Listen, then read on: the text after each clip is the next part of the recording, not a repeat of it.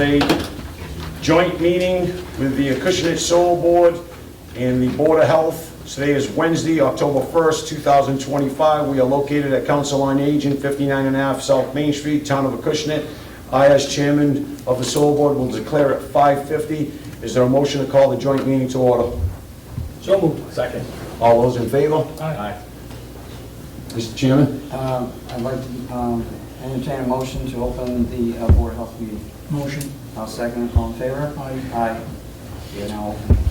The first order of business, well, first we'll stand for the Pledge of Allegiance. I apologize. Pledge allegiance to the flag of the United States of America and to the republic for which it stands, one nation, under God, indivisible, with liberty and justice for all.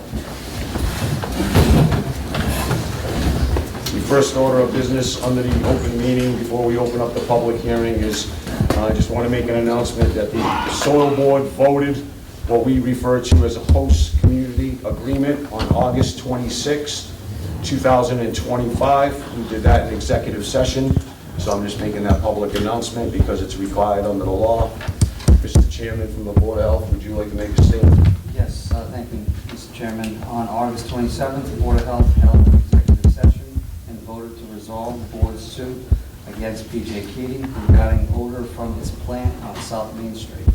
The board voted to enter into an agreement with judgment incorporating an alternative dispute resolution process as found in the host community agreement entered into by the town and Keating as a resolution to the matter. Very good. I will now declare it 6 p.m. to start the public hearing. Is there a motion to open the public hearing? So moved. Second. All those in favor? Aye. Notice is hereby given that the Acushnet Solar Board will hold a public hearing on Wednesday, October 1st, 2025 at 6 p.m. at the Council on Aging at 59.5 South Main Street, Acushnet, Mass. 02743. This is regarding P.J. Keating soil removal permit application for the property located at 72 South Main Street, Acushnet, Mass. 02743. Review of matters presented. Votes may be taken. The public hearing is now open. So what we have is a soil board permit, gentlemen, in front of us. We've had time to review it, what this is, so most of you can see it. I will hold it up real quick. This is a 2-page, which hopefully we can condense it, but it's actually 2 pages. This soil board permit is much more comprehensive than what the town and what P.J. Keating has seen in the past. It goes through a whole host of different compliance issues that I'm not going to read through everything that's on here, but what I will say is there are some waivers that were recommended by our peer review, Geosyntec. They did post instead of a $1 million bond, they posted a $3 million bond after negotiations. And the waiver, section 3B of the bylaw requires the vertical banks be no greater than a 2 horizontal, 1 vertical slope, a standard which is not practical or necessary to meet the hard rock quarry. This section of the bylaw is waived for those portions of the hard rock quarry. If other soil excavations are performed, e.g. utility trenches, stockpiles are in place, the bylaw remains in effect. The applicant shall revegetate, stabilize all disturbed areas that are inactive for more than 90 days, except as otherwise provided herein. Number 11 of the soil permit is section 3B of the bylaw, requires a setback of approximately 1,000 feet from the quarry to allow its continued operation, does not account for existing conditions on the property, and would not fit with P.J. Keating's proposed reclamation plan. Therefore, the requirement is waived. Number 12, section 10 of the bylaw requires regarding revegetation planning of disturbed areas, which does not account for existing conditions on the property and is impossible for P.J. Keating's hard rock quarry. Therefore, this requirement is waived. Section 10 of the property, the bylaw prohibits earth removal within 4 feet of the high spring water table, which does not account for existing conditions on the property and is impossible for P.J. Keating's hard rock quarry. Therefore, this requirement is waived. Section 10 of the bylaw requires removal of mounds, berms, which would be counterproductive of the existing berms, mounds along P.J. Keating's property lines, mitigate noise, dust, and visual impacts. Therefore, this requirement is waived. Section 10 of the bylaw requires sloping, grading, and reseeding of the disturbed area of every 300 feet during operation, which is impossible for P.J. Keating's Hard Rock Quarry. Therefore, this requirement is waived subject to paragraph 9 above and to the Conservation Commission orders, e.g. address sloping of a silt pile along the eastern edge of the site. Then it goes further on. For further terms and conditions of this permit, see the host community agreement between the parties incorporated herein and reference. Hours of operation shall be those provided in the host community agreement between the parties. It's in here as an exhibit. Blasting procedures, that's all inside the host community agreement as well. So nothing else has really changed. Again, it's just a bit more comprehensive, explaining what the objective is for compliance. Mr. Chairman, there were some additional documents that you might want to save that were added to this record. Yeah. So they did submit in the application where dust monitoring, noise monitoring would be, water level monitoring via a piezometer, I believe it was, Mr. Hill? Yes. Is that correct? Yes. Anything else, Mr. Legiello? We're talking about this? The only other thing that was submitted was just a copy of the DEP air permit, which I think the town already had, but just to make sure the board had that. So the air quality permit is attached. They also submitted a check for the soil removal permit, which we determined would be prorated for the last 3 months of the year. What else they got? And then it's it. Oh, and a copy of the bonds. And you The got $3 a million. bond, and they provided a copy of the Yeah. $3 million bond that's outlined as well. Mr. Lang, if you want to come up here. Grab a seat. Is there a chair over there? Yeah, there's 2 chairs over there. So the gentleman that's walking before all of us right now is Attorney Scott Lang. This is Attorney Jeff Blake. I'm going to turn it over to either one of them right now to describe and inform the public and everyone how we got to a host community agreement. Since Scott just got here, Attorney Lang just got here, I'm happy to jump in and, then I can turn it over to him. I think I see a lot of familiar faces here. You've seen me sit here, you've seen me sit at the select board chambers, you've seen me sit at the fire station. We've had an awful lot of negotiations, we've had complaints, we've had a lot of back and forth. You also know that there have been a number of cases between the parties, either the town suing Keating or Keating suing the town, and we've spent the last 3 to 5 years either litigating or negotiating. At some point, we all got together, the select board, which is the soil board, the Board of Health, and Keating, and said, you know what, we can't go on like this. We need to sit down and we need to figure out a way that we can coexist. And we did just that. After, I want to say it's probably been 1.5 years, 2 years of negotiation back and forth, we came up with what is known as a host community agreement. A host community agreement is not required by law. I do an awful lot of transfer stations and landfills, and they are very common in that context. They're common in marijuana establishments as well. But they are essentially an agreement between the two parties as to how things are going to move forward. We were able to, after much negotiation, we were able to come to a host community agreement that we're going to go over in more detail. The chair of the soil board is going to summarize most of the sections. A lot of boilerplate in there that he's probably not going to summarize. But I do want to say that, in my opinion, having negotiated many of these, I think that this is a host community agreement that is fair and reasonable for both parties, and as a result, beneficial to both parties. Mr. Lang? What I would simply say is that it's a situation where you either went day to day and tried to figure out, using all the different regs, all the different permits, as to whether or not there was a dispute, or if there was a dispute, who you would call, how to try and resolve it. And we spent actually the better part of 2 years going through different scenarios, trying to put things into perspective from both the townspeople standpoint, and also a business trying to operate within strict confines of town regulations, local rules, and then state law, state regs, federal regs and permits and statutes. And we tried to come up with a host agreement that would be something that would guide both parties keep us out of court, keep us in a situation where the municipality is able to exercise its authority, but also do it in a way where there was due process afforded both the entity, which in this case is Keating, and the tenants. So we feel that we came up with an appropriate balance, given the fact that the alternatives are not like any other type of industry. We can't move the quarry. We can't ask them to relocate. We have to figure out a way that we work together for the betterment of the citizens of the town, and then also recognizing that we have a business entity in town that has certain contracts and different expectations that they have to meet as well. So that's what we tried to do.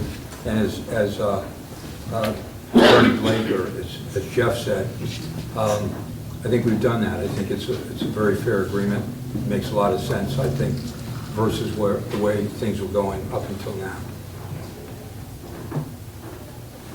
Mr. Blake? Just one thing, and I'm sure everybody knows this, but there were millions of dollars worth of lawsuits out there.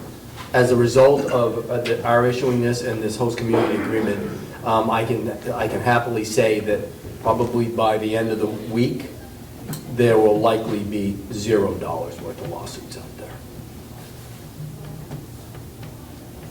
Anything else? Nope.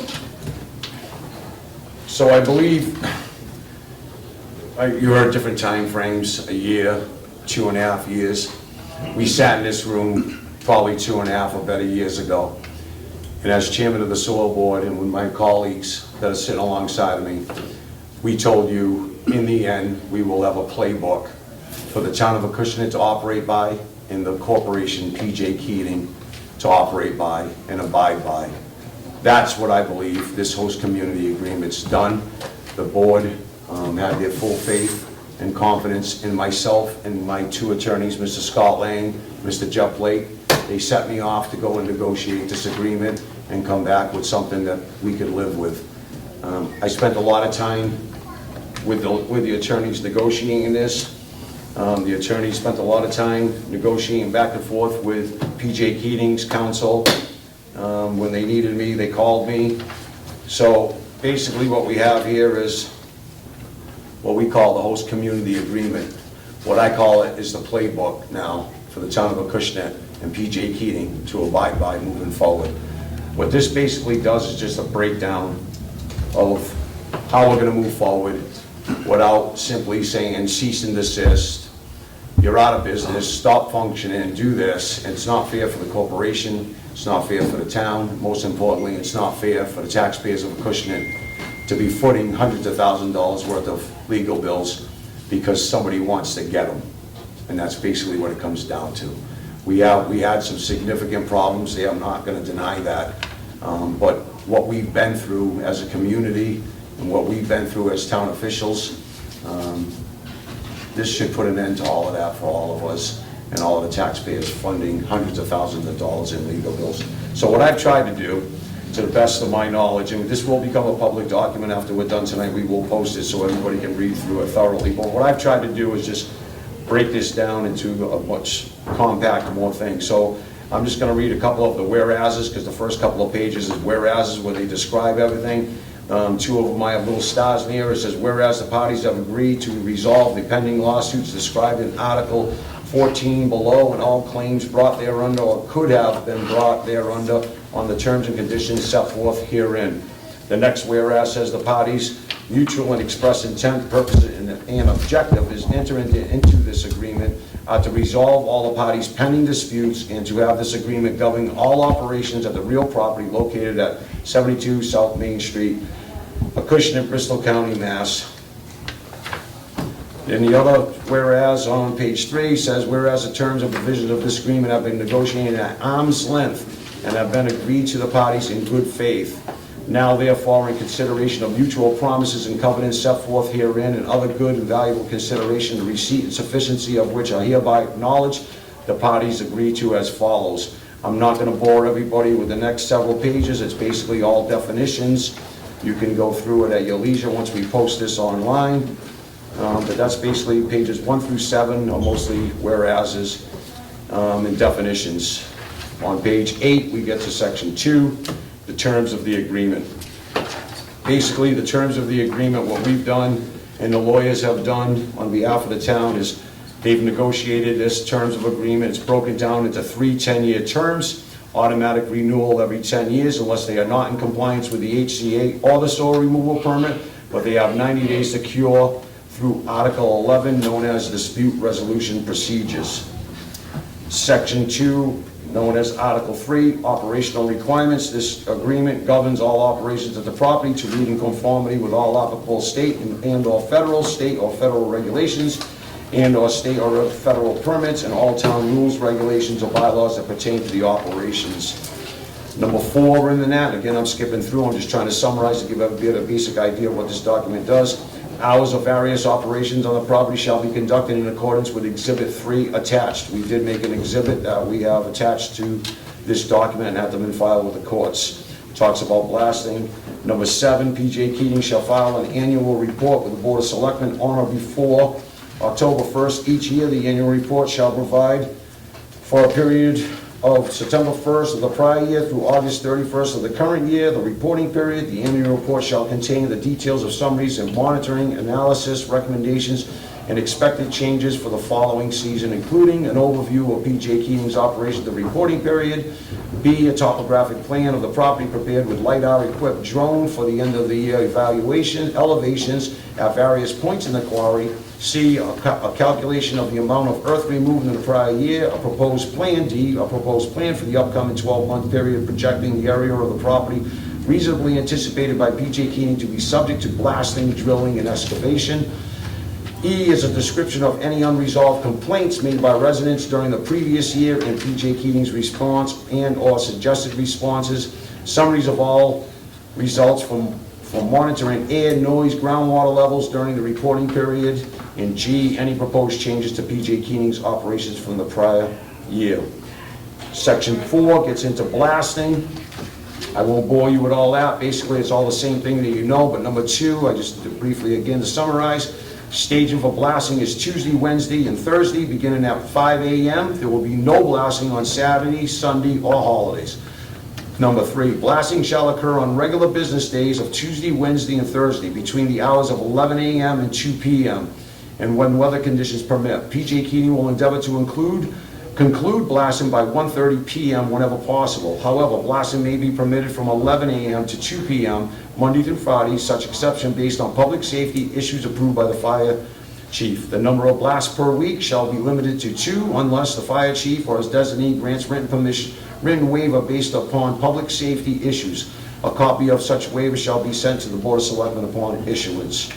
Number 5 in here, notification of blasting shall be given to the town by 12 p.m. on the day before blasting is to occur at the property, no exceptions.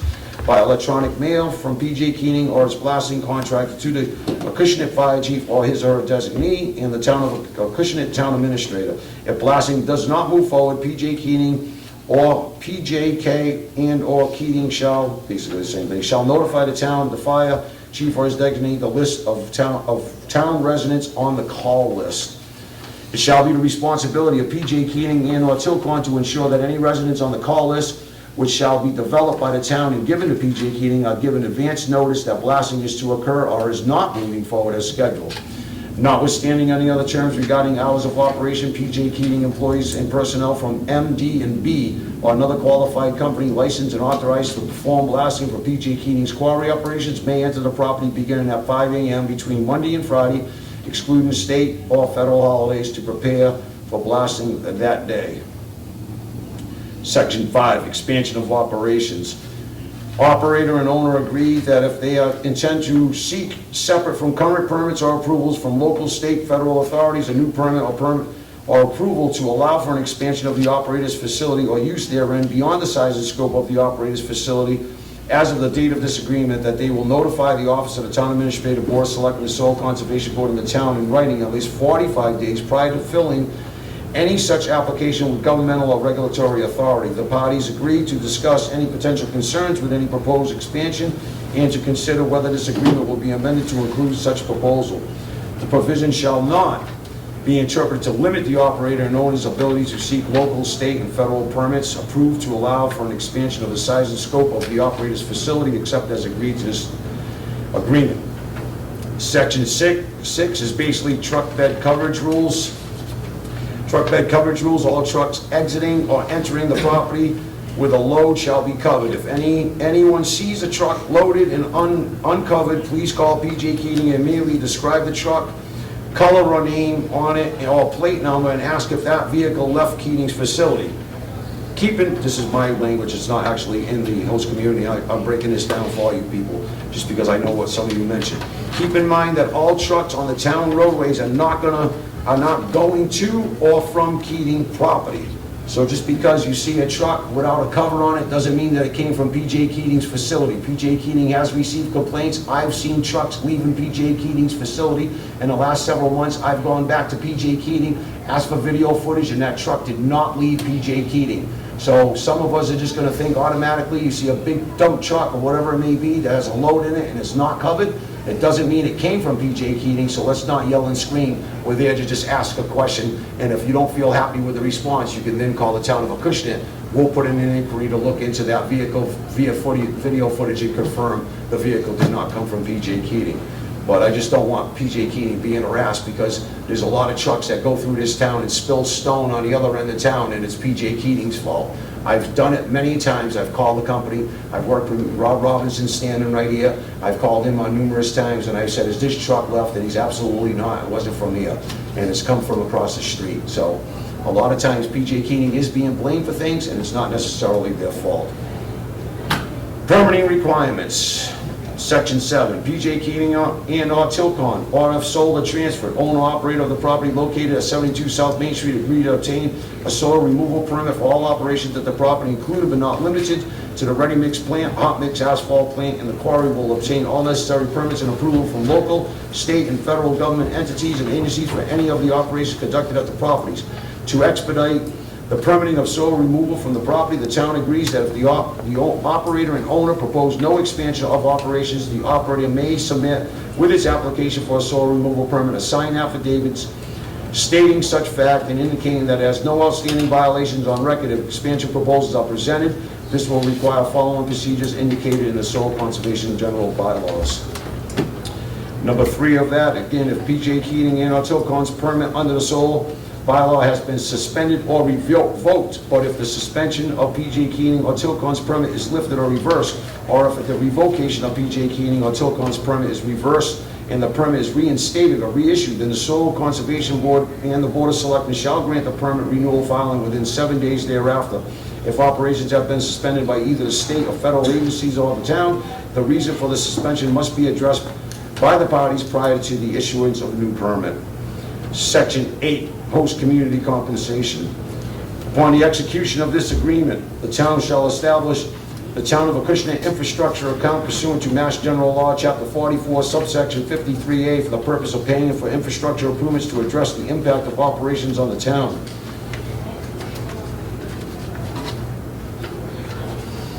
The town shall have the complete discretion to use these funds deposited into the Town of Acushnet infrastructure account for any infrastructure-related projects such as roads, bridges, water, sewer systems, storm drains, and associated engineering costs.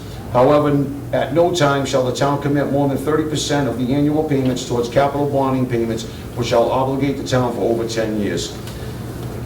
The town shall establish and the funds shall be deposited into the town's infrastructure account solely dedicated for the purposes listed above.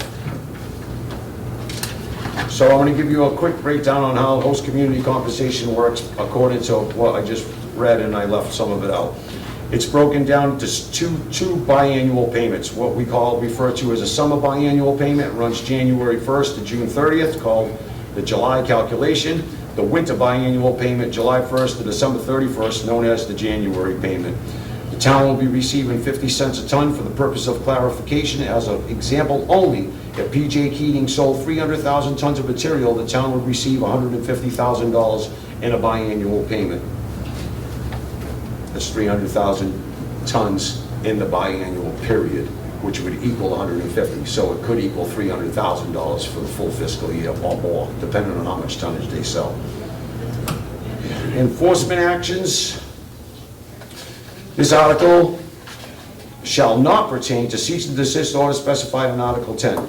Prior to the issuance of any enforcement order, fine, suspension, revocation of permit or license, denial of permit or license, including but not limited to denial of blasting permit or other enforcement action against PJ Keating or Tilcon or any other tenant regarding operations at the property, collectively action, the town entity shall provide PJ Keating and or Tilcon or the tenant with written notice of any action or alleged violation.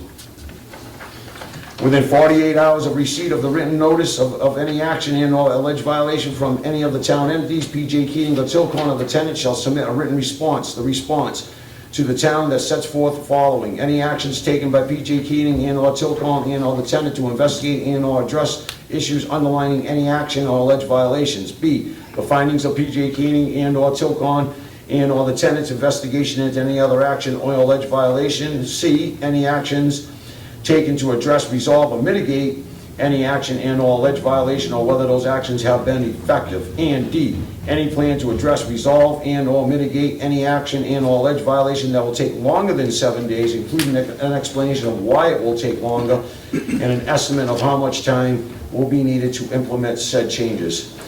I got a little note that I wrote here. After that, if the town is not satisfied, just to give a summary of what else follows through with this, after that, if the town is not satisfied with the response of a meeting will be scheduled with the representatives from both parties to try and work out a solution. If that can't be done, it would go to Article 11, dispute resolution. Immediate cease and desist, Article 10. The parties agree that immediate cease and desist orders may be issued by the town under certain circumstances which involve substantial threat to life or property, including fire, discharge of toxic materials into the waterways or water table, or atmospheric discharge of toxic materials. In addition, substantial or persistent noxious odors, noise, and or dust coming from the operations as verified by the health agent and or the majority of the Board of Health or the Soil Conservation Board may be subject to an immediate cease and desist order as well. In the event of an immediate cease and desist order, PJ Keating and or Tilcon and or the tenant will have up to 10 days to cure any circumstance or event that has led to an immediate cease and desist order. In circumstances where cure is not possible, the parties will utilize the dispute resolution procedure under Article 11, but the timeframes will be expedited to provide for a decision from the referee within 5 days of the close of evidence. Dispute resolution is Article 11. Mr. Lang or Mr. Blake, would you like to go through dispute resolution? I'd be happy to, and I'm going to give you a much broader brush than Kevin did. What we've done here in the dispute resolution is we've set up a situation where we would have a cease and desist order or some other order issued to the company. As a result, that would trigger them having to move forward with certain actions. If after a certain amount of time and back and forth with the company and the town, we are not satisfied, we then have a process by which we would go before what is known as a referee, and we would get we would all agree on a third-party referee. Third-party referee would come in and would hear the dispute and make a determination. Ultimately, either side could end up going to court if they're not happy with the determination. I will tell you that it's a process that won't take a week or two. It's a well-established process that allows both sides to flesh out their case. And ultimately, in my opinion, it'll likely allow for us to come to a resolution and keep us out of court like we have been for the last 4 or 5 years. So when Jeff says it's a lengthy process, it's a lengthy process, but it's highly compressed. So your first enforcement action process can take as little as 14 days plus 2, so 16 days, or it could take an extra 7, so as long as 23. And it has a definition there saying that all parties will act in good faith. So let's assume even if you roll it a little further, it's about 30 days before you know that you can't resolve it or it can't be resolved. It's got to go to a referee. A referee basically within a month has briefs from everyone, sets up a hearing date, and then makes a decision within 30 days after the close of evidence. So that could be a few more months. You file a complaint, you get an answer, there's a motion to dismiss, you start discovery, you're on a path to 2 or 3 years of litigation. So this, while this takes a little bit of time, although in Article 10, it gives the town plenary powers. So the town, if there's an immediate cease and desist, everything stops. There's a cure period of 10 days after it can't be resolved. If it can't between the parties, then it immediately goes to the referee. So while it takes some time, it is time much different than if we were litigating. And it has a tremendous advantage because a judge, and Jeff has done a great job, Luke is here today, Luke represents Keating. They're two well-skilled litigators in environmental law and these type of issues. If they're lucky, they get a judge that's seen a case like this before. The referee that we would choose, both parties would agree, would be someone who is well-schooled in this and moves it along quickly. It's designed either to resolve cases or to get quick decisions on cases. If it's anything that has to do with immediate harm to life, property, environmental harm, everything stops dead under Article 10. And that's for the benefit of both parties. Keating doesn't want to be running something that we feel is causing tremendous harm. The town certainly doesn't want that to happen. The citizens don't want that to happen. So there are built-in safety valves here to have people get their say, and perhaps not their way, but their say, and everybody understands exactly where they're coming from. So I think it's a good tool to get out from under litigation, which, to give you an example, one of the cases 2 years ago that I first became aware of still was in the discovery stage. It would have taken another 2 or 3 years before discovery was done.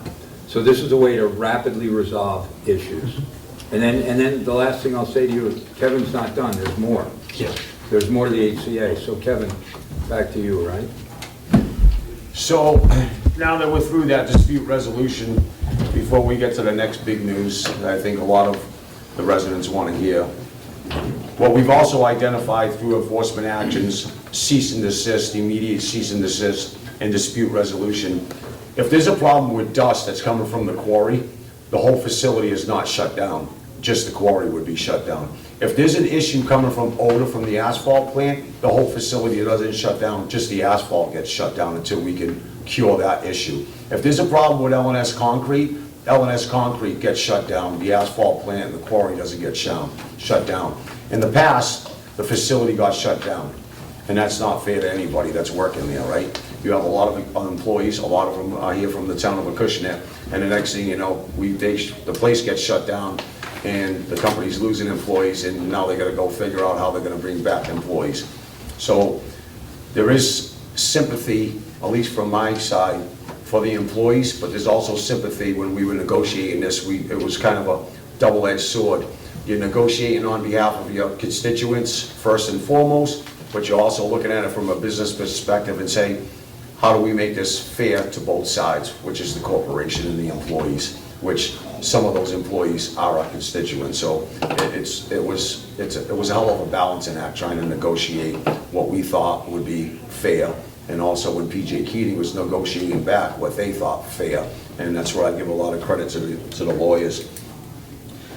So Article 12, I think, is the news. You know, the host compensation money, great, we're gonna fix a bunch of roads and infrastructure and things like that. The big news here is Article 12, relocation of the HMA plant and the rock crushing operations. The operator and owner agreed to relocate the HMA plant, the HMA relocation, and the rock crushing operations, the rock crushing relocation, to the rear of the property together, the relocations, to eliminate impact of the HMA operations and rock crushing operations on abutting residents and the community.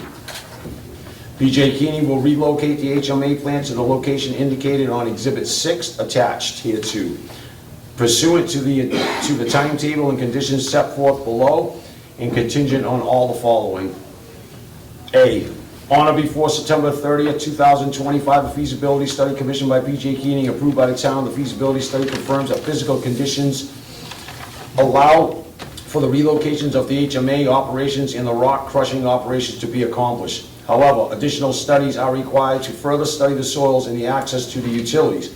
Said further study shall be conducted October 31st. October 30th. Sorry. 31st. October 31st. All town entities support all of PJ Keating's Act B.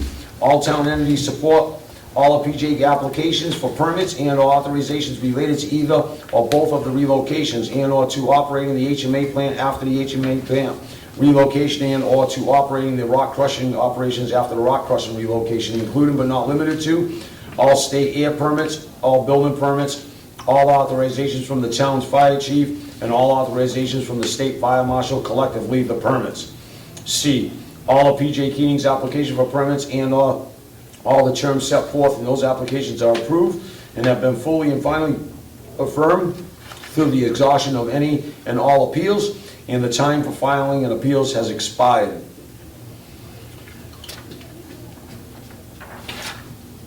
If the feasibility study confirms the HMA relocation and rock crushing relocation can be accomplished in the process of preparing the application for permits, the permit application process would commence within 30 days. If all PJ Keating applications for permits and or terms set forth in those applications are granted and approved, the HMA relocation and rock crushing relocation will begin within a 12-month period.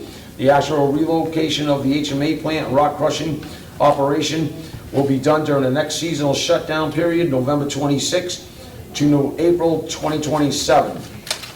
All nighttime hours and all weekend hours of operation will expire if the HMA relocation and the rock crushing relocation has not been completed by April 1st, 2027. The completion dates, however, shall be equitable and extended to address any delays caused by regulatory agencies. So there you have it. What most people in this community were looking for in the past was, and were angered, and the town was as well, as moving that asphalt plant out front to South Main Street. Not only has PJ Keating agreed to move the asphalt plant further out in the rear of the facility, which is roughly 1,000, 1,500 feet east of the old HMA plant location. Right. Somewhere in that vicinity, into the woods, further away from our residents.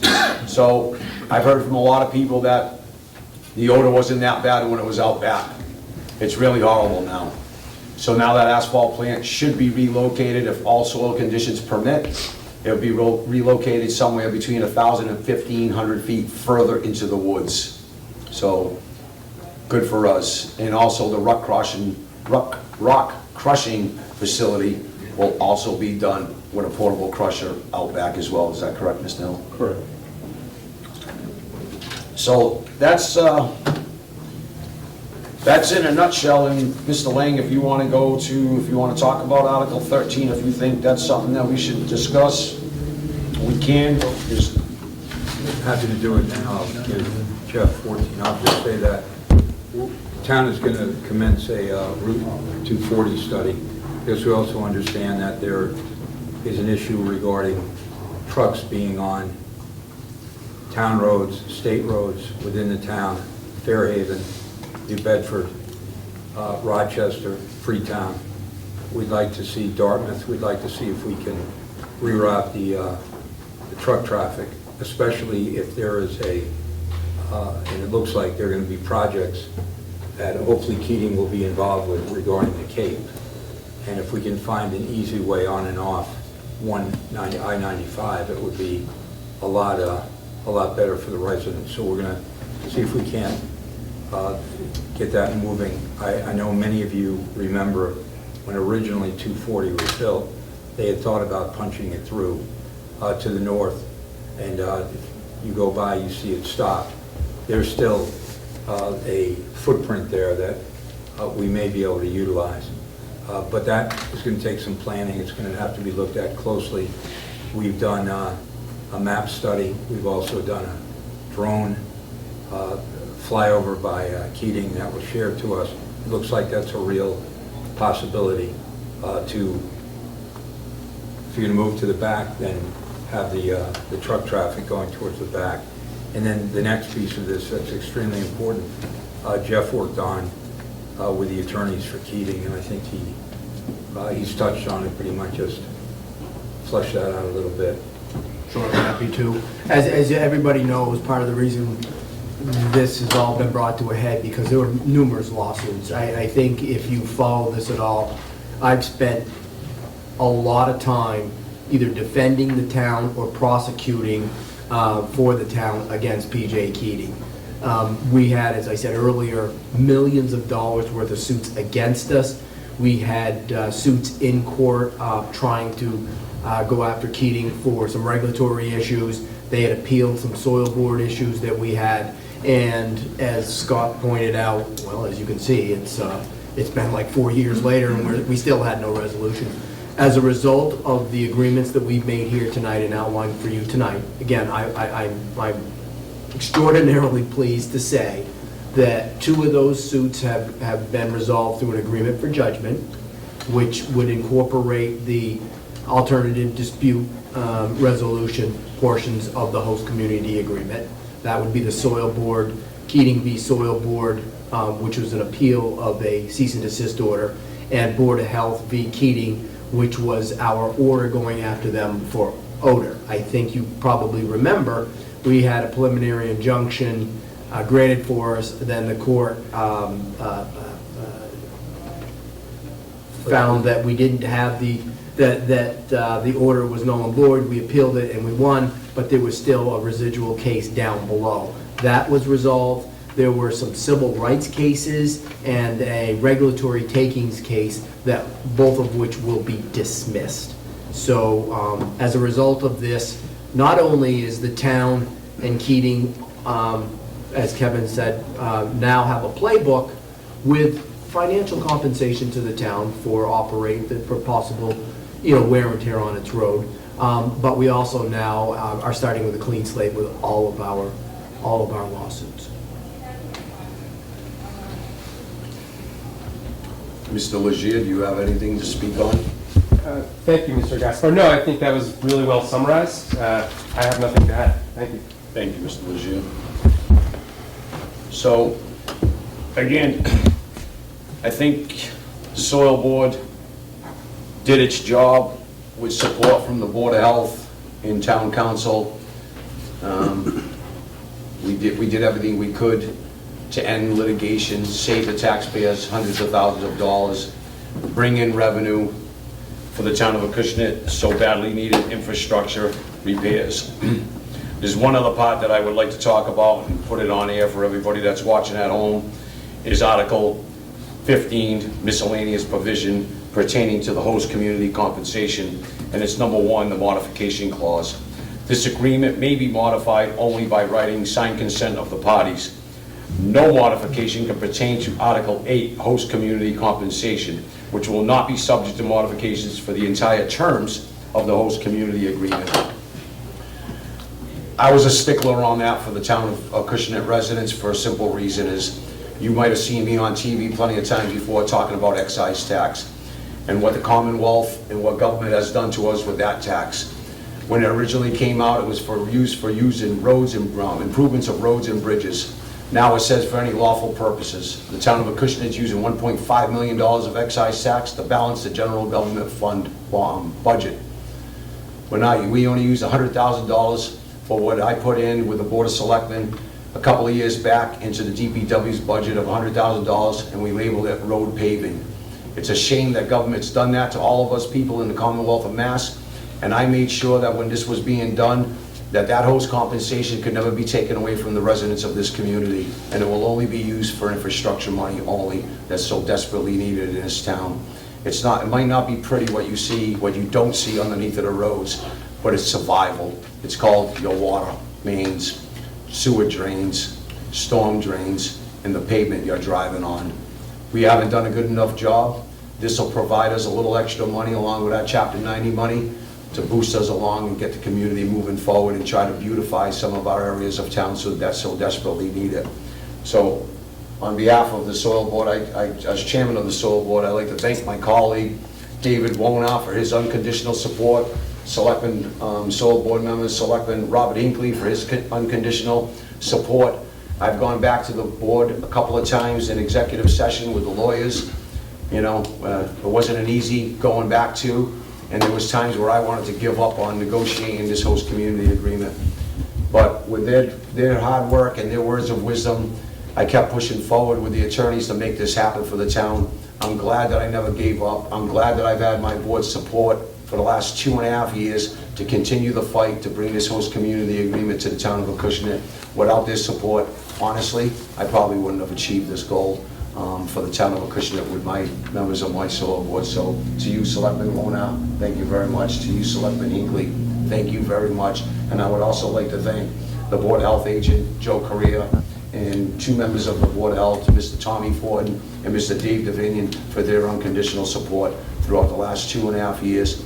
And I'd be a fool not to recognize rock star attorney Scott Lane, rock star attorney Jeff Blake, where we spent hours, sometimes 8 hours a day negotiating this thing.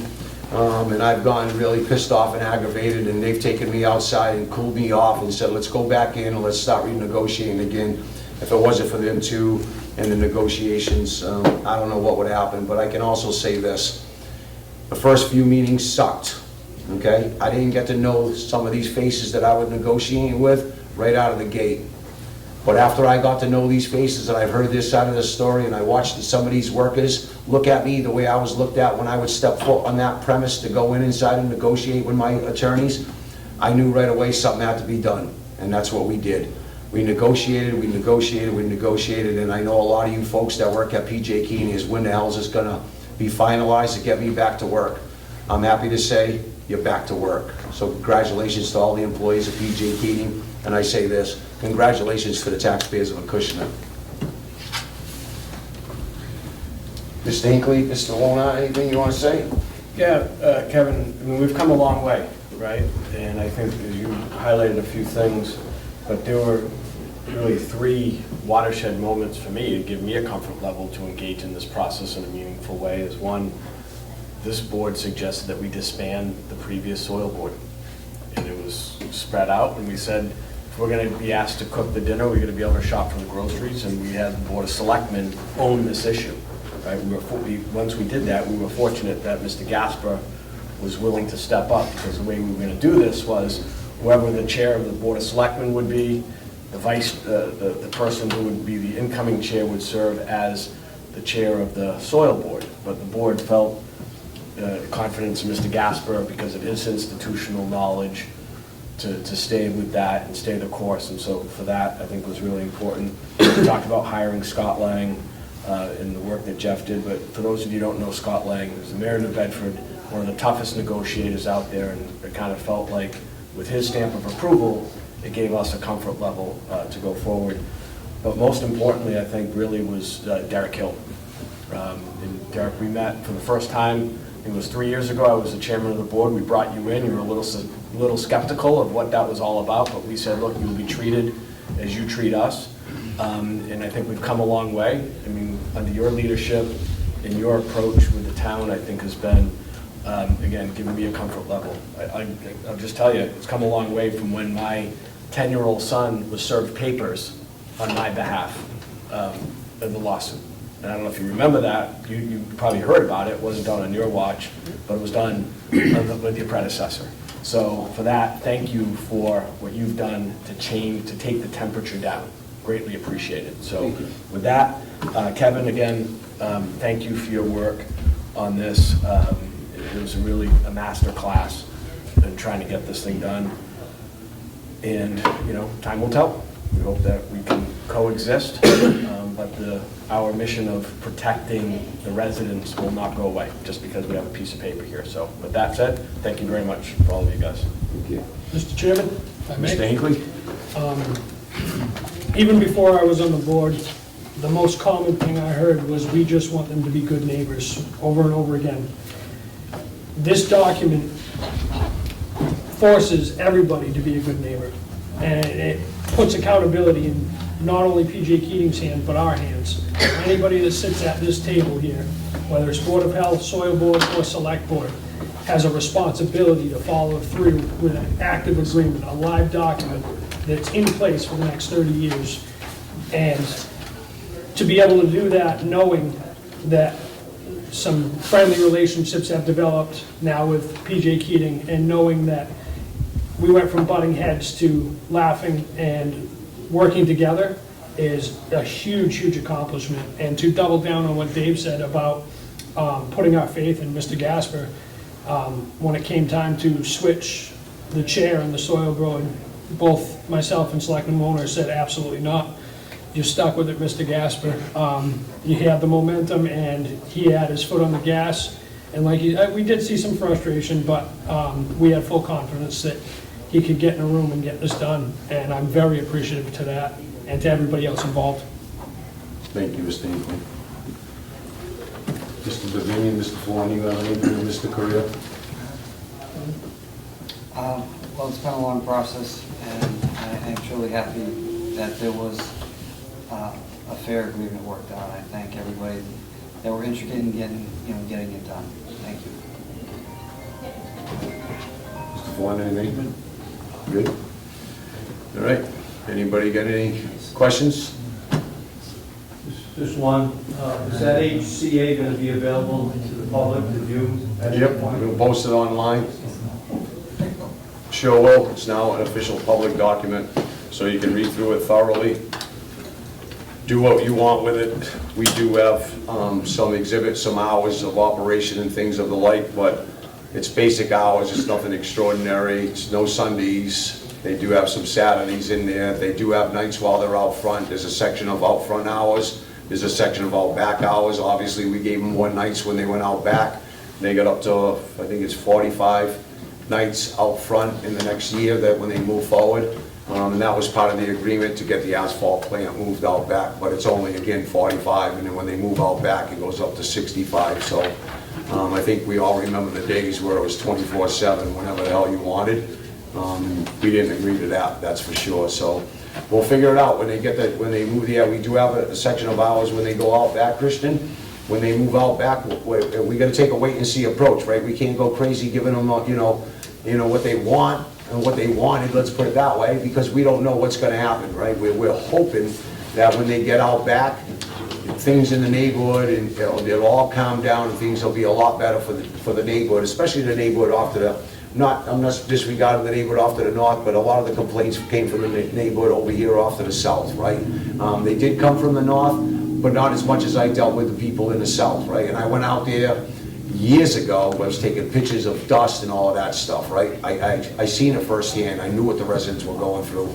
I think that's why my board was very confident in me getting out there and doing with the attorneys and getting this negotiation going and trying to put this rule book in place, right? And that's what we've done. I think it's a great document. I think when most people, level-headed people, read it, they'll agree that this is a pretty good document. And most importantly, I think the most important part for me anyway is it keeps us the hell out of a courtroom and costing our taxpayers hundreds of thousands of dollars, because I've heard from a lot of different people in this community, and I'm sure my colleagues have as well, how much money you plan on spending on this? I couldn't answer that question, honestly. I do know that the town has spent several hundreds of thousands of dollars trying to defend itself against the cases. And as Mr. Lona said, when Mr. Hill came in, it was a game changer, because I'll never forget the day I was with Mr. Blake in Superior Court with the old president, Jonathan. That wasn't a very good day in court, and I seen the way that man behaved, and I can tell you right now, this gentleman right here, the new president, Derek Hill, he's an outstanding individual, and all the employees that work here in the town of Acushnet, in Lunenburg, Lancaster, and in Cranston, they should be proud to have that man as their president of their corporation, because he gives a damn, and he cares. Believe it or not, and some of you might, and even the people at home, might not know this about him, he gives a damn about the people of Acushnet, I can tell you that right now, and that's what made my negotiation smooth out and be a lot easier. Mr. Robinson, Mr. Legier, they all know it, they all understand it, and all the workers understand it now as well, under that man's leadership. So I'd like to give him a round of applause, Mr. Derek Hill.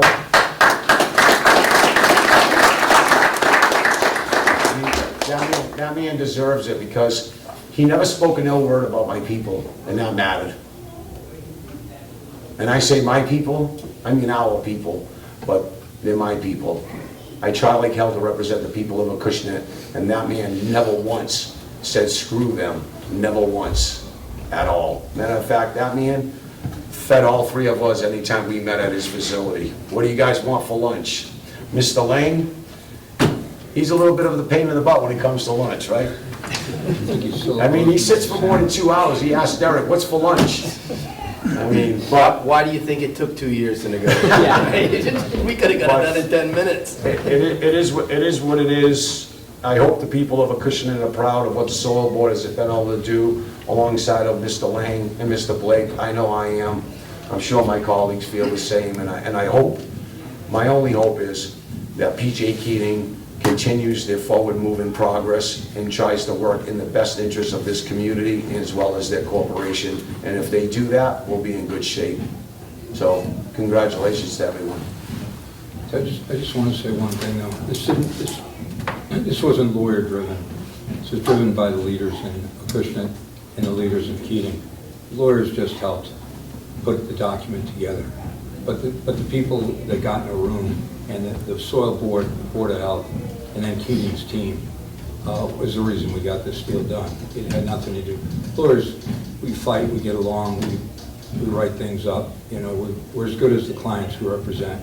In this case, Luke had very good clients. We were fortunate to have good clients. We were able to put it together. But we didn't do anything more than do what our clients asked us to do. So I want to put that clear. Jeff and I are happy to do this work, but it's leaders that get stuff like this done, and you're leaders on both sides of the table. With that said, gentlemen, I would make a motion to approve the soil removal permit for 72 South Main Street at a prorated number of $4,375 for the remainder of 2025. Is there a motion? So moved. Second. All those in favor? All right. There you go. Congratulations. You now have a soil removal permit, something you haven't seen in years, Mr. Hill. And I hope from now on, moving forward in the future, it's going to be a piece of cake for renewal for you folks and for the townspeople not to come in and yell and scream that things aren't okay. I'll be working with a lot of the constituents. I know that I'll hear from them all. I'll be out there in the neighborhoods monitoring things. So good luck. I wish you all the best, and thank you very much for your cooperation with the negotiations. Couldn't have done it without a good team. So thank you. Thank you. You all set, gentlemen? You all set, gentlemen? No further questions? Oh, this gentleman You're here? talking about stripping dirt off of Bluestone, right? Yeah. Okay, where does the water go? I live at the end of Lawson Avenue, the very end. And the kids used to come down there and play in Mrs. Henzorik's property, which is next to mine. They can no longer do that. I can't walk across that piece of property because there is a dam down there, an earth dam that belongs to Bluestone, and it keeps filling up with leaves and leaves and leaves and trees and branches and garbage and trash. Consequently, the water level on that piece of property has risen. Now, if you strip off all the dirt at Bluestone, where's that water going to go? So are you the furthest east on Lawson, like way down at the bottom of the road? So that's east, I'm way down the bottom of Lawson Avenue. left side, I would imagine, closest to the quarry? Top of Lawson Avenue, not the bottom, but top. Okay, so That way. you're calling the bottom that way, right? Because Lawson crosses South Main Street? No, these folks, so you're that way. They're east. Are you taking a left or a right to get on to get to your? He's the furthest east Get to on Lawson Lawson Ave. Avenue going south. Furthest east on Lawson Ave, that's what I'm asking. So is your property abutting the quarry? Yes. Okay. So, I don't know if you're talking about the drainage spot. There's two different spots that I know about. We tied in some of the streets into a drainage off of Lawson over there, that big culvert that goes underneath and flows through their property. It has been for 100 years, and somebody put some sheet metal across that pipe to make life difficult, And then somebody else told me, which I never got to go in and investigate, but I can go there with DPW Director Dan Menard and head to the bottom, and I can go visit you folks if you don't mind me knocking on your door. I can show up and look at wherever else this drainage thing problem is, and maybe we can get in there and flush that out. And I'll put it this way, when it rains, right, from the top of the hill, all that water comes down. Up comes the level in the swamp next door, because that earthen dam is there. And now, what Bluestone has done is that area where the kids used to play, and down around back of my property, is turned into what you call wetlands. You got bamboo, cat nine tails, everything else. We never had that Okay. until the last 10 years. And we've been there 38 years. And kids used to play. So that water's gonna keep coming up. Maybe it won't if I go to your house with a DPW Director, take a look at where exactly you're talking about, and we can do some investigation based on where we know stormwater is from town maps that we have for the storm drainage system, and we can take a look at it. Maybe there's a pipe that's blocked up all these years. Maybe somebody went in there and blocked up the pipe, so we'd have to go and investigate the They storm could pipe. do one backhoe and clear all that stuff out and open up that hole so that water can get out. Because right now, water on this side is here. The water on the other side, the south side, is here. Now, when it's hot like it was for a while this summer, the water's down. Okay? As soon as it rains, we Yeah. get this. Sounds like a blockage. And the place over there fills up with water. And where the back of my property is, right, there's a house back there, and the water comes down there, it comes down that hill, and consequently, the back part of that property is filled up with water. And if you look at the map that they gave us, it shows that there's wetlands. I used to drive a dirt bike in there. You know? Now, if I take a four-wheeler in there, it sinks up to the wheels, to the axles. Again, I would have to go out and take a look at your property and understand exactly where that problematic area is. Then I would have to make sure that it's not identified as wetlands, because if it is, then we got bigger problems. If it's identified as wetlands, you can't screw around with wetlands, right? So I'd have to see what's going on. If the town does have storm drainage in that area, we do have the right to go in and clear those pipes without worrying about wetlands. But if it's designated wetlands, we need to be careful of what we're doing. But I can say to end this, that earthen dam is holding the water back, building it up, and then it takes maybe a week or two to drain out.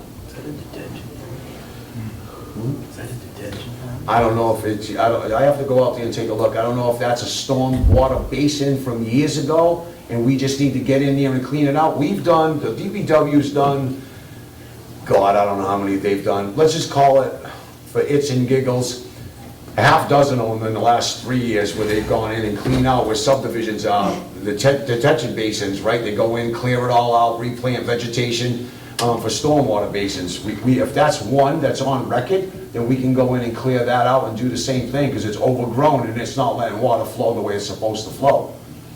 Well, you guys sent us that letter, right? I read it. I just took a walk out.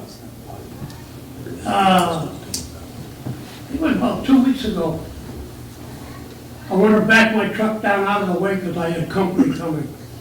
Backed it down in there. I had the guy, Smith, pull me out with his four-wheeler because the truck just went to sink. Well, you're lucky Kevin's your neighbor. You know him well. Yeah, he's a good guy. So again, I have no problem going to your house and taking a look at what's going on. In fact, I'll be there tomorrow. How's that sound? That's good. Not a problem. I deal with this kind of stuff every day. So I'll take a ride through the neighborhood, I'll stop by. If you want to wait and let everybody leave and you give me a number to your house so you don't yell it out to everybody, I can write that down so I can make sure I'm knocking on the right door and I'm not getting somebody else in the neighborhood that comes with, what are you doing in my yard, right? So I'll get your address, I'll be there tomorrow. It's that simple for me. We'll take a look at where you are in relationship to where you are, and if there's something that's happening, Mr. Hill, if there's something that's happening with flow of water from your property, you would help me out in that situation, try to mitigate whatever's happening. If it's coming, if the water's coming from your property. There you go. We expected to see somebody, anybody, come down, and because they were changing the property over there, and at least take a look around. And, you know, nobody's come down to look at where the property that belongs to Bluestone comes to. When you say the property, that you keep using the definition Bluestone, are you talking about Tilcon? PJ Keating? No, Bluestone Quarry at the time, back in the day. Oh, all right. That's what he's referring Well, he just said that he's been here 30-something years. I've been here 57 years, and I've never heard the terminology Bluestone referred to as the quarry. I know it's Bluestone, but he just keeps calling it Blue, and I'm like, what's Bluestone? I don't know if that's a next-door neighbor. So, That's what he calls Kevin Smith. right, you could be calling Kevin Smith Bluestone. Could be his nickname. So anyways, you said nobody's been out there, right? And what did I just tell you, sir? I'll be at your house tomorrow, okay? I promise. I'll be at your house tomorrow. I'll look it over, and then I'll have a conversation with Mr. Hill based on what I can see at your property. If it's town-owned property, I'll have my DPW look at it too. And if I need to get into PJ Keating's property to see if I can see what's going on with the topography and how it's sloping, if they can do something to mitigate that water from running off, if it's running off from their property, I'm sure Mr. Hill will help accommodate that situation and stop that process from happening again. He's that good of a man. And he just sat there and shook his head to me, So so. you're gonna send somebody down to take a look.